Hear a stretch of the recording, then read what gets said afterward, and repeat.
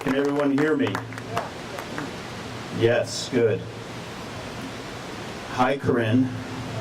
Nope, it was on, yeah, okay. Hi, Tyler. Hello. Oh. Rule number 1, speak into this thing when you talk, right? Okay, oh, and sit up straight, yep. Since you're younger than me, I could say that, I guess. So, hello everyone, I'm Paul Carroccio, and I am here as tonight's moderator, and I have big shoes to fill, Joy. It was wonderful last year, and I don't know how I got the nod after you, so thanks. Thank you, Corinne, thanks Tyler for coming down all the way from the big city area, and, well, kind of big city to us. Anyway, I'll let Corinne and Tyler talk about their own businesses, and you'll learn a lot more about them as they talk back to me and us. But I have got 3 or 4 questions that I want to hopefully get some answers that'll help folks in the audience learn more about starting a business in Vermont. The first one is, and all of them are going to come from me and my experience owning and running a business in Vermont.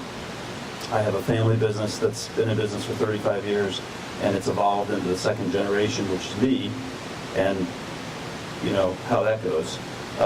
So my first question is, a lot of times we hear out there in Vermont particularly that Vermont is a nurturing or testing grounds for businesses in the greater world of space, and where businesses maybe want to take some time to meet a test base of customers, and a lot of people say it's a good place where nobody really knows what's going on.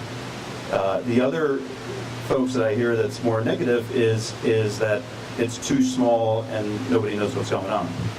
So I'd like to hear your thoughts after having started your businesses, what you think is really going on in Vermont relative to, is it a great testing spot where you can nurture a business up through tests, failures, successes, or do you think there are challenges that are really difficult because we're in Vermont?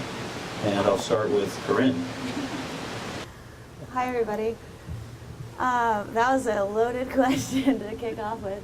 I own Skeeta Headwear and started it in 2008 when I was 17 years old, for those of you who are new and not yet familiar with the brand. We started making hats in Vermont up in the Burke Mountain Academy I was a Nordic ski racer. So I was creating hats for myself and my teammates that to me met the requirements of moisture wicking, breathable, colorful, all the desires of a 17-year-old endurance athlete in the winter.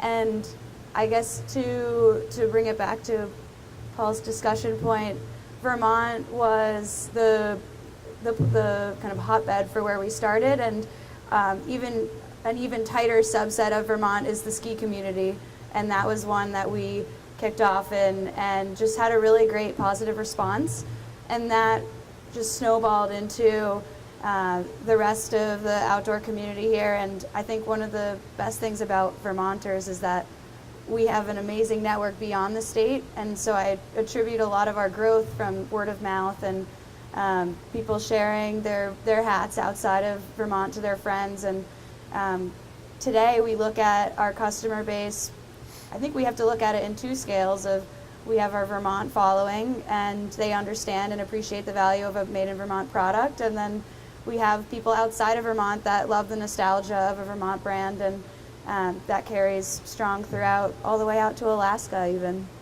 But that's twofold to kick off your question. Great, thanks, Corinne. Tyler. Nice. Tyler. That was good. I hope I can do a good job. Yes. It's a competition. I own Certainly a not. company called Prevot. We make recycling machines that take waste plastic and convert it into the feedstock for 3D printers. We're focused around that conversion of waste. So that's something I've grown up with and have always been interested in how you do that. I think Vermont for me and the company now has been removed from the bigger Silicon Valley, and it's been a hidden gem, right?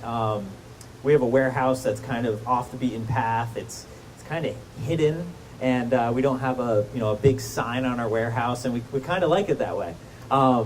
We did have a family from Pennsylvania, like just show up one day and we're like, what's going on? We gave them a tour.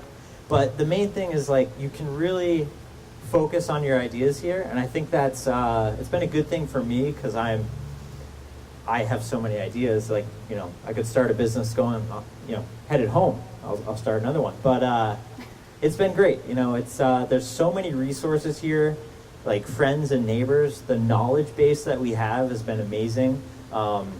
If you look at the inventions that come out of Vermont, it's really mind-blowing. And Vermont was a huge manufacturing place over in Windsor. There's American Precision Museum. That's where they started the whole like mass producing of firearms, but then that tied into just production of parts. So very interesting timeline and industry we have. Great, thanks, Tyler. So, to that point, I think everyone in this audience knows that we've got some great companies in Vermont that have started here and then blossomed out into the world, and I'm sure all of us could think of at least a half a dozen each, and we're real proud of those. And I think it's great, particularly when we all are working in the Vermont environment and we all hear the news about an aging demographic and an aging workforce, and that yeah, every once in a while a company does actually sell and is acquired by a big worldwide company, and we should be proud of that because the people that have created it are successful and have gotten it maybe to their end goal. But then when we sit here and we have a young group of entrepreneurs that are building companies in Vermont, we need to get that in the news as well, because it's what encourages folks like Corinne and Tyler to continue to do what they do. And then the next question I have leads me into this about the economics and the workforce of running a business in Vermont. So we read the news. We see that the state likes to report on a lot of different data sets, and then we out in the media talk about or read about things about the workforce and the challenges we have. I know in Southern Vermont we're always challenged in the tourism industry for hospitality and service industry. It's hard to find a carpenter, it's hard to find a plumber, it's hard to find someone to wait on tables or clean a hotel room. But those are our challenges in a very tourist-driven economy here in Manchester. But when you talk about what you're doing, there's even more technical needs probably in your businesses. And I asked the question of, is Vermont, in your mind, what are the components in Vermont that make it successful for you to be here and stay here? And I ask the question often, is it affordable? And affordable may not be in an economic sort of sense, but maybe in, are there enough people to fill your workforce needs? Are there enough resources in education? And I'd like to hear your comments and about any of those you choose to answer, because that's another loaded question of a bunch of things. But if you could give us your comments of what you think as young entrepreneurs growing a business in Vermont and faced with the economic, the workforce, the education challenges we all read about. Let's go back to Tyler. So much pressure. I think I've always said it's hard to find people in Vermont, but that's like if you're looking in Vermont. And I think as the world becomes more, work wherever you need to with laptops, cell phones, networks, it doesn't really matter where you work, right? And that's something we've been exploring is, we don't have that for us, the plastic knowledge, right, in the state of Vermont. We have Husky injection molding, GW Plastics. I'm sure there's a few other out there. But, if you're looking for somebody to fill a role in the warehouse, that's hard to find. But yeah, that's kind of the beauty of it is it is hard to do that in Vermont. But if you can get through that and have a successful company, that's what makes us stronger, being able to do that. I'd answer that in 3 different ways. So I'm following. We're also looking for help in our warehouse. Wait, Tyler, before I start, how many people are on your team? We have 4 full-time right now and 1 part-time. How many in the warehouse? We don't have a warehouse. Okay. Well, we do have a warehouse. So we actually used to do all of the production, the design, production, and customer support, and now we just do the research and development. So now we're just like, we're playing. R&D lab. R&D lab, yeah. Mad hacker lab, right? So we play with the technology, we build it, test it, and then we hand it off. We have an assembly company that puts it all together. They do all of our fulfillment. They're in Vermont too, so we're excited about that. But yeah. Cool. So Skida is based in Burlington currently, and we have a full-time staff of 7, counting myself. And that is when we were just opening our space for the Art Hop, which is a Burlington arts event, and we had about thousands of people walking down Pine Street, which is where we're located. And we got to show some people around our office space, and it was really fun to tour them around and show them everybody's workspace. And people come in and they expect to see the sewing, and we have to explain to them that everything except for the sewing happens here. And so in our Burlington warehouse, or in our Burlington headquarters, essentially, we have our warehouse, which we bring in product from our sewers in the Northeast Kingdom, and all of our product gets packed and shipped in Burlington to go out to retailers, online orders, to our showroom there on Pine Street. You name it, everything has to flow through those doors to go out into the world. And there's a lot of different roles that come into that space, and it's a 2,400 square foot space, so it's not enormous, but we have some nooks and crannies where we have our warehouse, and we have the pack and ship area, and we have offices and little design areas with big bulletin boards. And the beauty of having a small kind of entrepreneurial environment like that is that we get people that come in and they might start working in our retail store for a season and find out that they really want to join our sales team, or actually they'd rather come back next year and help pack boxes. And that can evolve into something maybe more dialed in with our production, and then the next year they're driving the van to our sewers to pick up product. And there's a lot of, we're all wearing a lot of hats, not to be too punny, but because it's seasonal as well, we have just a constant flow of responsibilities, and have a shorter or smaller team to try to cover all of our bases.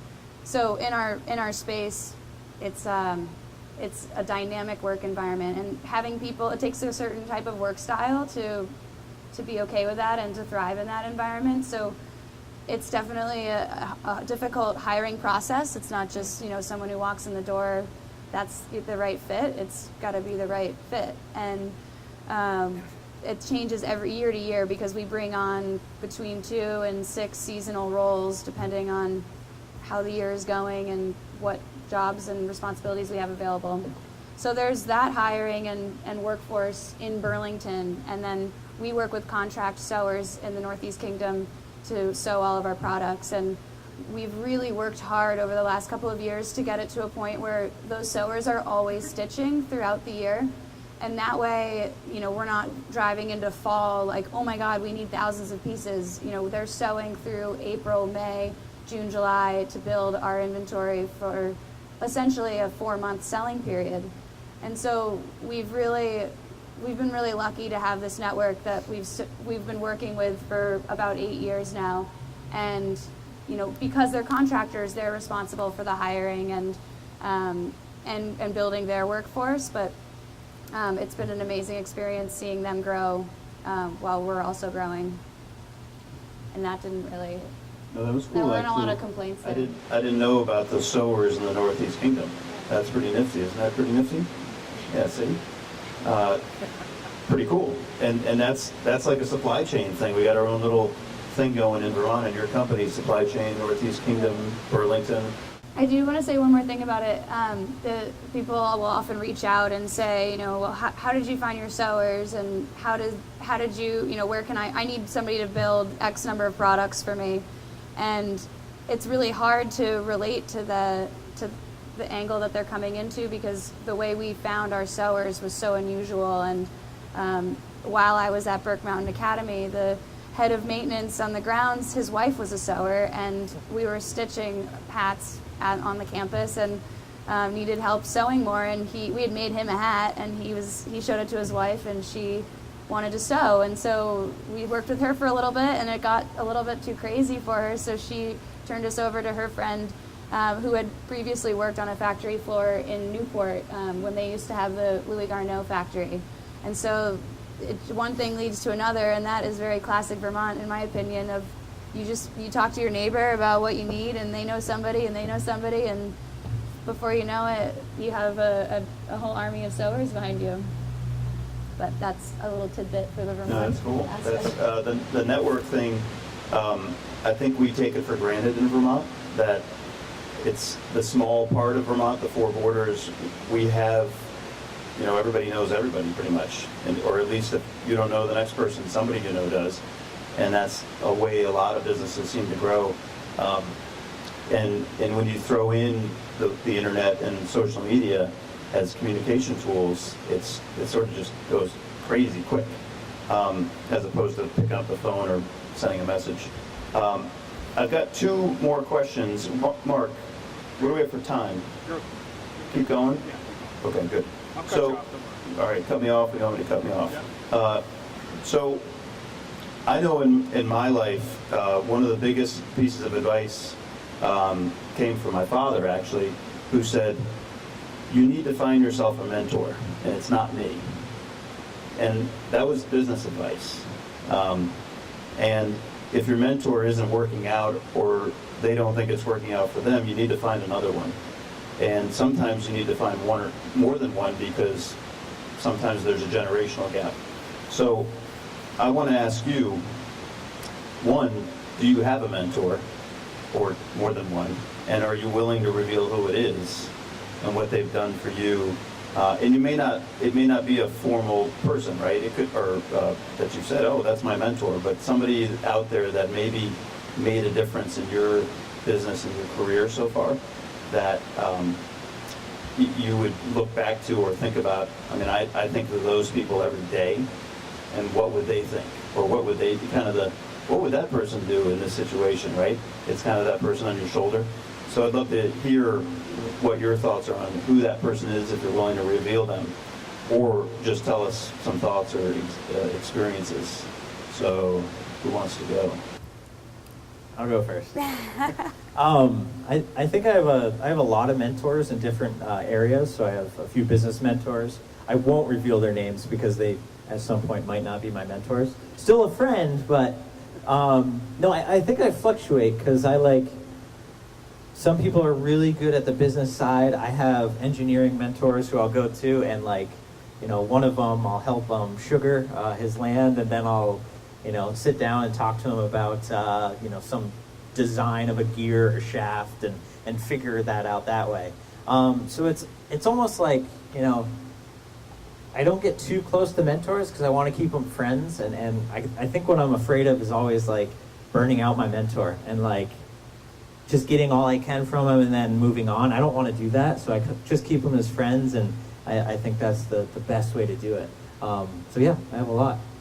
Oh, actually, one book, I will mention this one, Ricardo Semler, he owns Semco, which is a big company in Brazil. He has two books. He might have a third one coming out, but 7-Day Weekend and Maverick. Two awesome books. They really changed my whole thought around how businesses run. And I think that was really important with our business, where we're a research and development company. That's what we're coming into. He really kind of just opened that up, really work on what you're interested in, and make sure you're getting work done, but make sure you're interested in it. So finding that balance and that shift has been important. Great, thanks, Tyler. Corinne.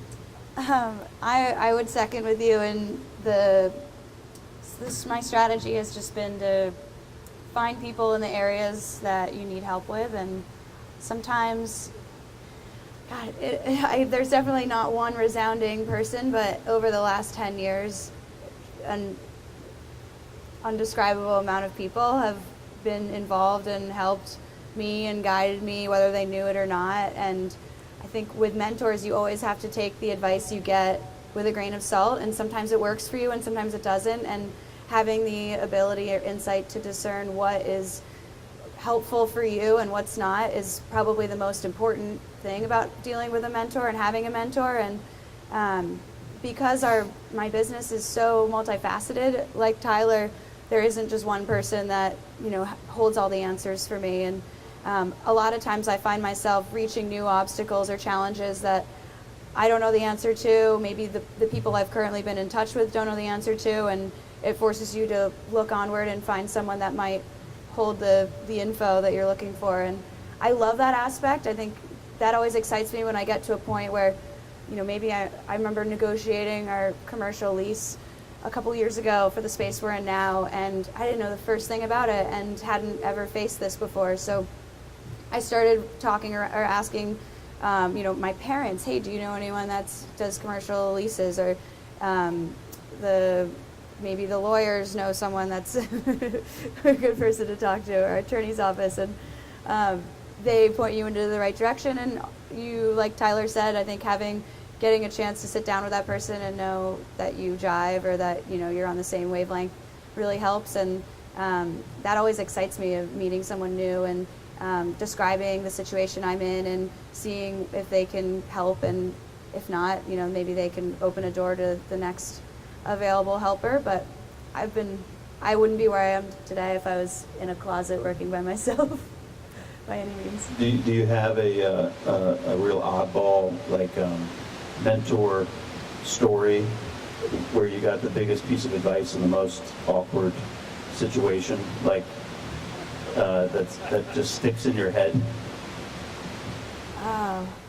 Can we think on that? Yeah, let's go back to that one. Think Yeah. about that. Okay. So you have it. I know you have it. Mentor anecdotes. Any But maybe it was entrepreneur so has it. awkward that I just pushed it out of my mind. I don't know. But you took the idea. Yeah, I think what I take from mentors is, like, I'll just run something by them, like, hey, how stupid does this sound? And if it sounds like really stupid, if they're like, yeah, it's pretty stupid, I'm like, all right, I'm onto something. And then I kind of like, There you go. Yeah. You got it. We'll come back to you. A little. It's better for the R&D guy. yeah, oh, definitely, yeah. So on the just so that everybody gets their money's worth here. So on the idea of tips, and for our audience, you both have very successful companies, and this is a pretty funny comment I'll make, and take it whichever way I want. Everybody from the outside thinks all of these companies are very successful, but I know as an entrepreneur, you sit some days in your house or your office and say, holy moly, this is crazy. How does everyone think this is so great, right? And then you get to go to events like this where people are looking to you for advice about your company, and that's pretty cool. So here it is. Can you each give us 3 tips that you think made a difference in how you set out and how you arrived today behind this table, where people out here think you have a wonderful company and they want to know your secrets? Technically, don't tell them your secrets, but maybe give us some tips so that we can make our businesses or our life better. And I don't know if it's on the theme of starting a company in Vermont, or keeping a company going in Vermont, or I keep hitting on the Vermont thing, but that's kind of why we're here. But you can also just in general, like ideas in business. What's something? Give us hopefully 3 ideas that matter to you, that made a difference in your business, that you think would help others out there. Maybe we can ping pong this one. I was just thinking, And come back to the awkward Right. I lost mentor one. thing. So with Skeeta, it's like I said, it's a seasonal business. So I find that there's continuous ebbs and flows. Obviously, when winter comes, things are bustling. It's super busy. We're growing, and then in the end, in the spring, it really kind of simmers down a little bit, and that's always kind of awkward. Is that kind of slow down feeling of like, whoa, wait a second, now everything kind of gets quiet, and we're working behind the scenes for a few months over the summer, and then it picks back up again in the fall, and you start seeing the product around, and the holidays hit, and it's crazy, and then it dies back down, and so there's this continuous ebb and flow, and mentally it can be really challenging when you're not like always just growing. And so I often think of Skeeta and the brand and the business as this like ship, and the ship's gonna keep going. It's not gonna like suddenly stop and sink. Like that just doesn't happen, in think of the Titanic. It's great. You know, it's a little bit of a dramatic ending. That but did sink. But, that did sink. But there's not, and you know, the bigger it gets, the harder it is to steer, which can sometimes be challenging. But you know, it's going to keep going, and I often have to remind myself that it has a lot of momentum. And even though we face these slow times of year, which are something we're working to build against, or just build to keep ourselves busy and have some more revenue in the summertime, it's something I definitely have to kind of remind everybody that we're still cruising, and it'll get busy again, and it's a tough one to navigate. Can I have that marker? Some, yeah, but not the paper. Oh, you have paper. Yeah. No, you can use paper if you need it. It was that 1 point? The ship. Wow. Scores 1. All right. So, Corinne 1, Tyler 0. yeah, I know. 1 is like money, right? So, you know, we all, at least a lot of us, when I see people starting business, it's always like, oh, I need a bunch of money to do this, and right? And you really don't. Like, my first prototypes were scrap metal, right? Like, I made it look good and, you know, painted it nice and polished it up, but I didn't need a lot of money to get it done, right? And I think that if you take that idea and test your ideas and are able to build something and start slowly, it's going to be slow going. Maybe that's the second point I have already. But yeah, if you can build it without money first, well, use your money first and then use someone else's. But and it lives and goes forward, then do it that way. But I don't think money is a way to solve a problem. Yeah. So that's 1 point. Money. And slow going. Slow going. That might be, yeah. Okay. Tyler 2, Corinne 1. Are you copying I mine? knew it would come back Not to a competition. competitive. So I have a couple of things written down here, and I'm trying to maybe merge 2 into 1, and I guess I don't really want to piggyback, but I'll go with mistakes. And when you're trying something new, you can't nail it every time, and we have this saying of always make new mistakes. And you know, if you're making the same mistake over again, you're not going to head in the right direction. And new mistakes, though, are really healthy, and you learn from them and you move on. And you know, I always have, every time you hit that wall of shoot, that was dumb, or that wasn't right, the negative points can always be turned into a positive as long as you're not making them over and over again. So yeah, new mistakes are the way we live by. I kind of want to piggyback on that one. Like, failure is the ultimate fail, right? Because you haven't continued, but it's okay to fail and continuously iterate. And like, when we do R&D, I spent so much time building something that doesn't work, but I found like that joy in building that item, that new prototype, and it failed. So then I just, you know, kind of got rid of it and started over. But I think if you apply that to the sales you do, all the relationships you build, the products you build, it's going to find its way. And I think embracing that failure is really important. So there's that piggyback. I do have another one. If you are growing a business, like once you get it going, I think a big piece, and something I'm still working on, is replacing yourself, right? And not replacing yourself so you can go, you know, sit on the beach. I actually don't like beaches, so that's a good thing. But you want to replace yourself with smarter people. I mean, I have people at the team that are smarter than me. I think everyone at the team is smarter than me, right? And I like leverage them, and I probably make them mad every once in a while, and we get work done. But replace yourself in the role you're in, and that'll strengthen it and allow you to continue to grow. Yeah. That's a good tip. Particularly, I think a lot of company owners do that probably later than they should. Succession planning. And I mean, how old is your company, Tyler? 7 years, so we started in 2011. Right. Yeah. And I mean, it started myself, and then I had to move out of certain positions and stop micromanaging. And you know, it's a thing. At some point, you do have to micromanage, and I do still micromanage to some extent, but I start to, hand things off and be like, okay, it's going. Like, I think that's that ship you're talking about, right? Like, you're building this ship, let's hope it just stays its course and finds its way. So, yeah. That's a great tip. Corinne, any ideas on your awkward mentor moment? Thought? We're back. We're back on that. I guess what you ended on with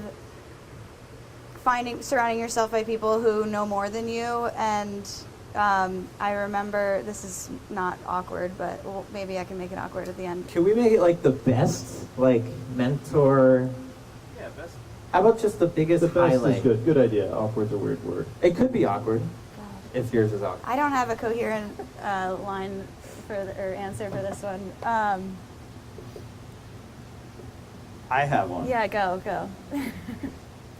Okay, so I am like trying to focus the more I do business, right? And that's been one of the things I've been finding is like talking with mentors who really focus on one or two projects. They focus on their business and their life, and they don't have 4 or 5 businesses, right? And this really wasn't from a mentor. It was because I was connected with this mentor. But I flew out to Chicago, this was last year, and bought a tour bus, and then had to get up on stage and explain to the whole crowd that I was building a tour bus with a helicopter landing pad on top. And that was like, it was awkward and really interesting. But that was like that point where it's like, wow, I could work in this way and like do all these crazy projects and all this, but really I should be focusing on the team I have and really hone in on what I'm good at and what we're, our mission. So that was like a big turning point. Awkward. The idea of, one of the entrepreneur's biggest sicknesses is that distraction causes and can cause failure, right? So I suffer from this sickness as well, where I show up and say, well, we're going on the ship this way, but all of a sudden I think that island looks better, so let's go. And then everybody in the ship says, well, that doesn't work because everything on the ship is for that island. And it takes an army to convince a leader or an entrepreneur to say, hey, we like your idea, but it's kind of stupid right now because the ship's got food for that tropical island and you want to go to Antarctica or something. And to that point about going to Chicago, I know I suffer from all those. In fact, my chief operating officer says, Paul, he has a coined term, that is a classic distraction. And let me tell you about it. And let's go to lunch. My key word is scattered. Yeah. So I'm trying to like keep that together. Yeah, and once you hear that, boom, you're back on track, or you should be. And then every once in a while, those ideas they sort of pile up over there, right? And they sit in a trunk, and you go and grab one and try and throw it back at the group or yourself. And a different way, a little spin on it. Yeah. They never go away. Nope. So, I don't know, that's and I've had myself awkward moments with my own team or a mentor who will say, you told me about that 5 years ago, it's still not good. And then it goes back in the trunk and whatever. Or times have changed. One point or question I wanted to make tonight, and how are we doing on time? One more question. Okay. Well, I don't know. Okay. So, how old is your company, Corinne? We were founded in 2008, so 10 8. years. Oh, so what month? Technically January. Okay, so you lived like 6 to 8 months in the good times, and then the recession hit. So, my last question really, and I think this is I want to end on a positive note of, here we are 10 years later, and I don't know if anybody reads the Wall Street Journal or the New York Times, but a lot of people are reflecting on the 10-year anniversary this week of all of the economic sort of blow-up. Lehman Brothers, go down the list, right? So you're reading these articles, where are they now? And I wanted to talk about that now because with a young entrepreneur and a young company, you've grown your company in what people are saying is the world's worst recession. And how do you feel about that? And it's interesting, you lived 6 months in a time period that was kind of cool, and then come September 15th or whatever it was, 13th of 2008, the wheels came off. And we're sort of just getting new tires on now, 10 years later. What are your thoughts on that? In a positive way, my reflection is that it seems like it's made us all really stronger.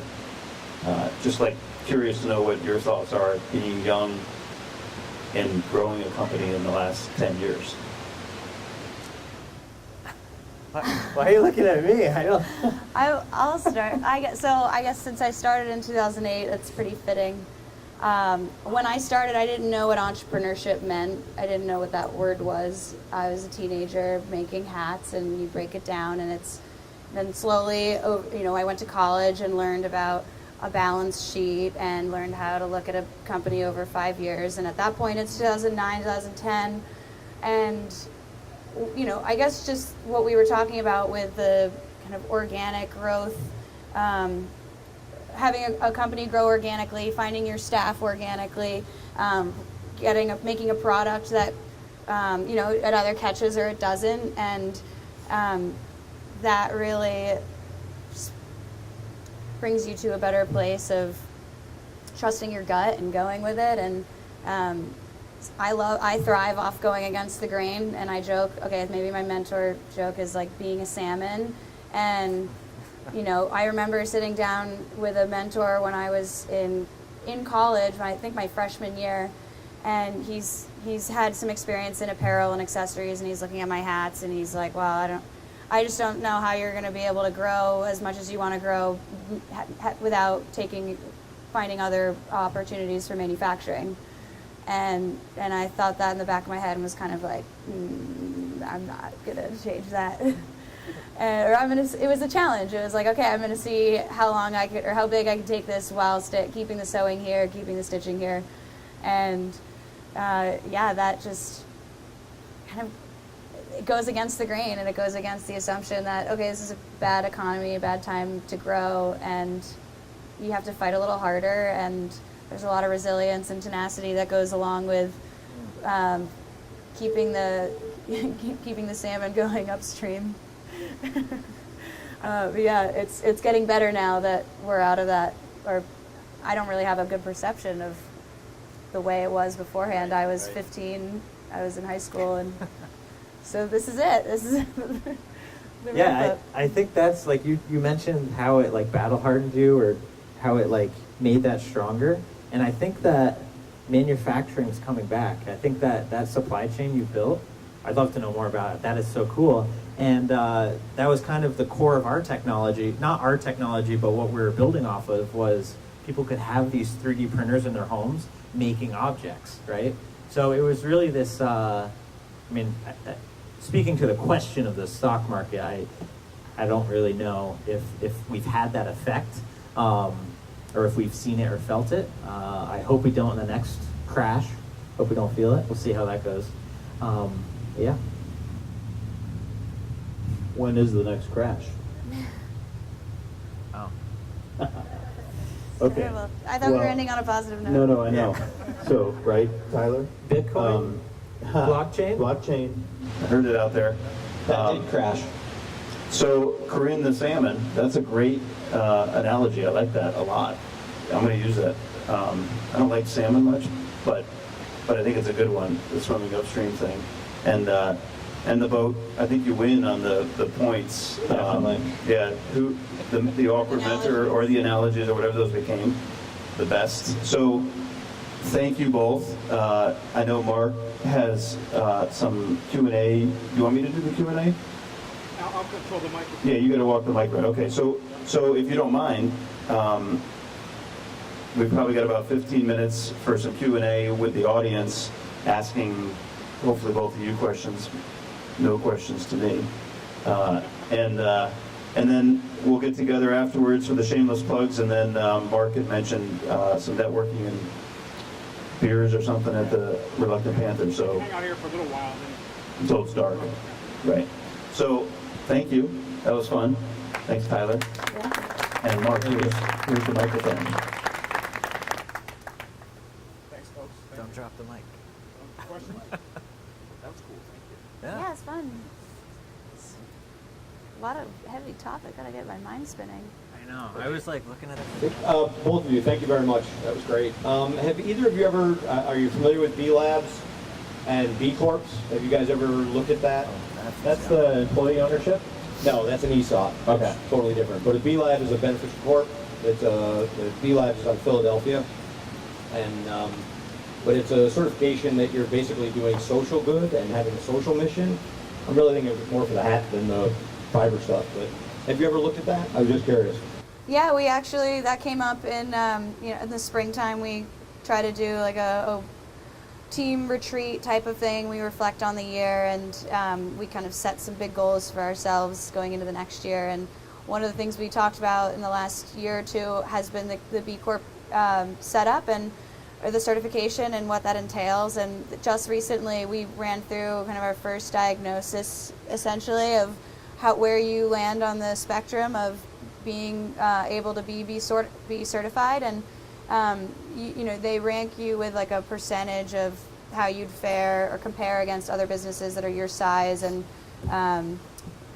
the age that you are, and the stage that you're at. And we know there's a lot of things that we learned about just what we have set up for on a kind of an HR like organizational standpoint. And there's a lot of things that we just didn't have answers to, like how much electricity are you using?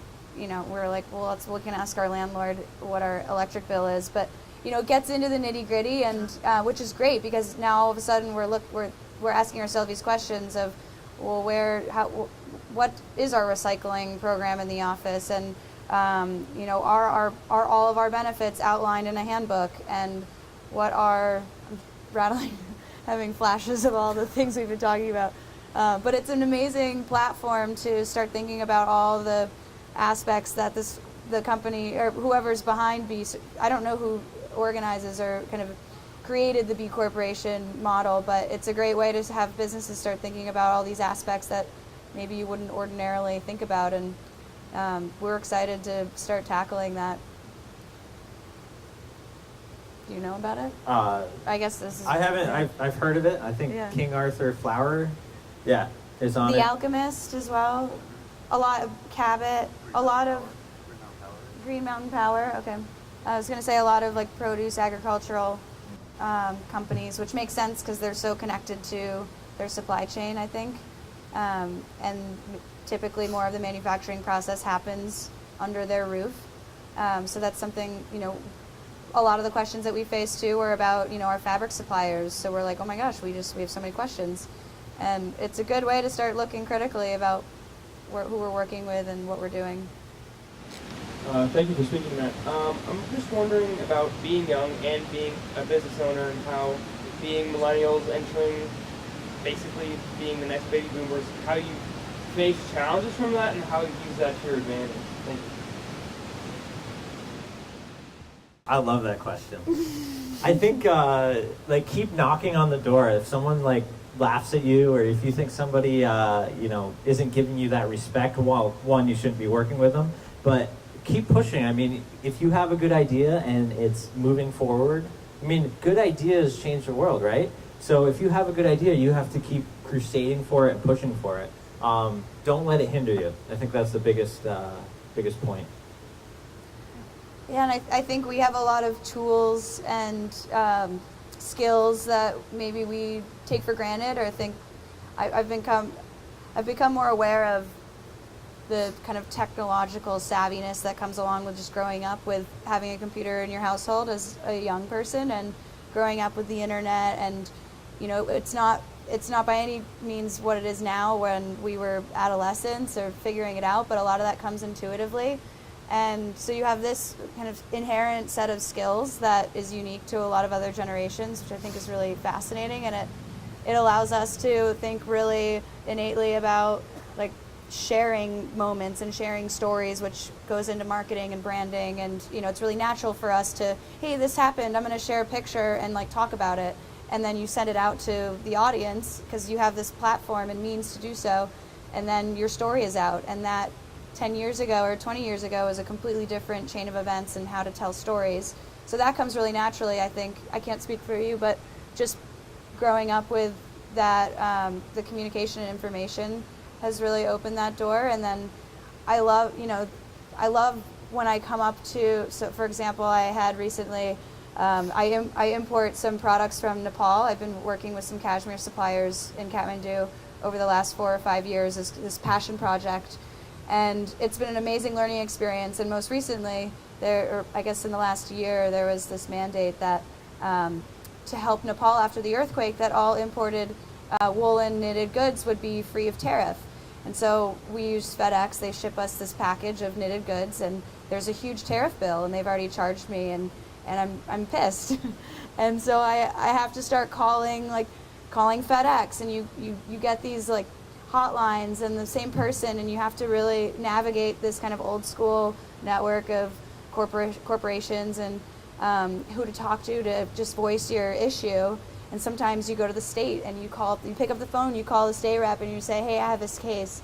And knowing like what tool or what you can, how far a phone call, so this is kind of on the opposite side of the internet platform, but how much power you have in picking up the phone and voicing your complaint or your issue or something you need help with goes so far, because people want to help, and it's a direct way to get in touch with someone and ask questions. And usually I'm always mind blown by what gets done or what is able to come of those points of outreach. And it's nice being a young person and feeling helped.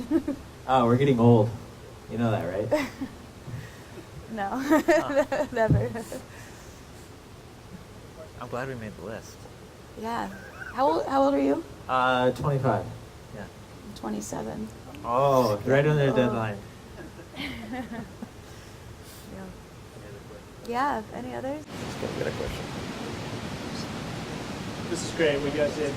Quick question for you, and this, I don't know if this is a question or a suggestion, but you're pretty inspiring as far as like how often you go talk to schools around here in Vermont.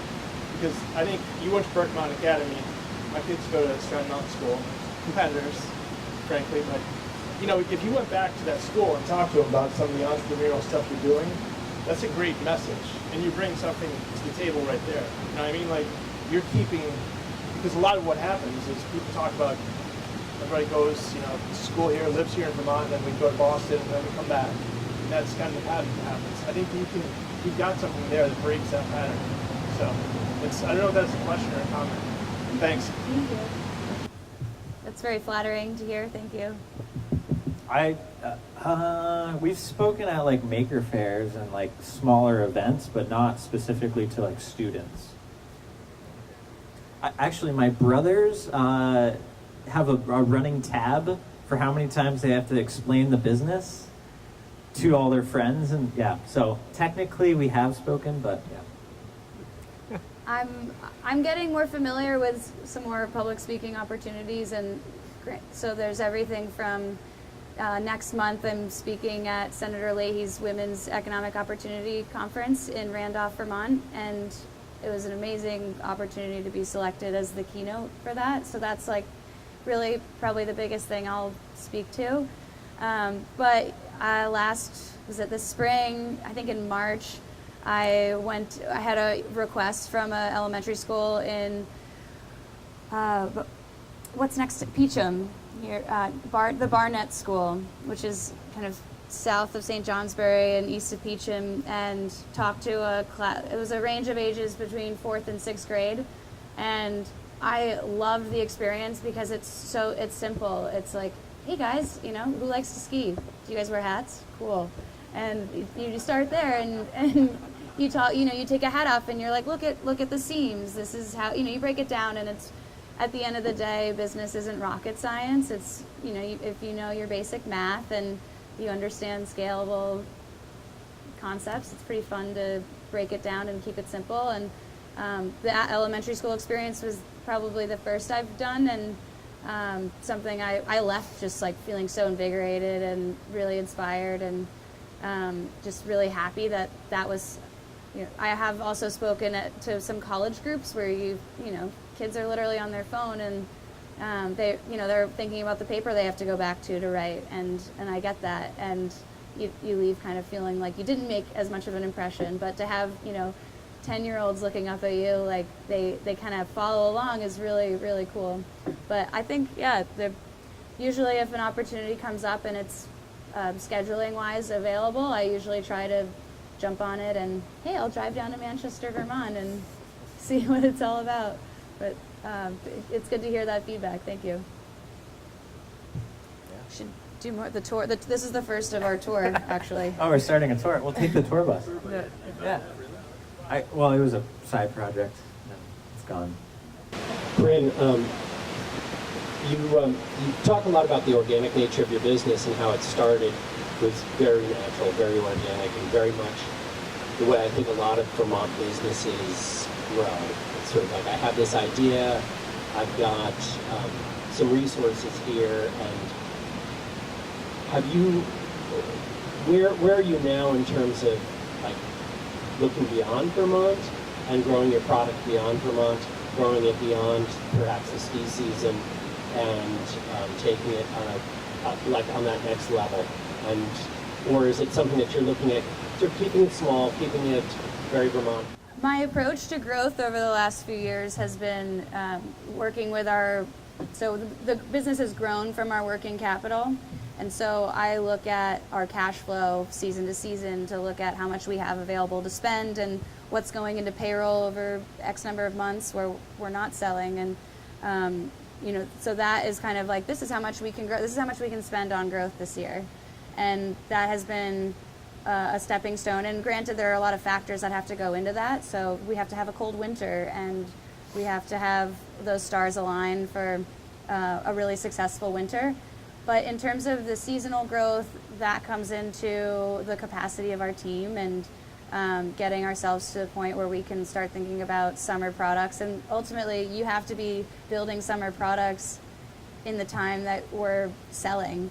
And so you have to add staffing for that. And that's been something we're starting to look at, of what are those responsibilities that would go into making that happen, and how do we add to our staff to make it. And that is definitely part of our planning, and just kind of conceptually, strategy-wise, just to stay small has been, I love being able to comprehend the steps of growth that we've had. And I hear a lot of you read books of crazy entrepreneurship stories, the guy who started Zappos or something, or the business literally grows faster than they can keep up with it. And that's really intimidating.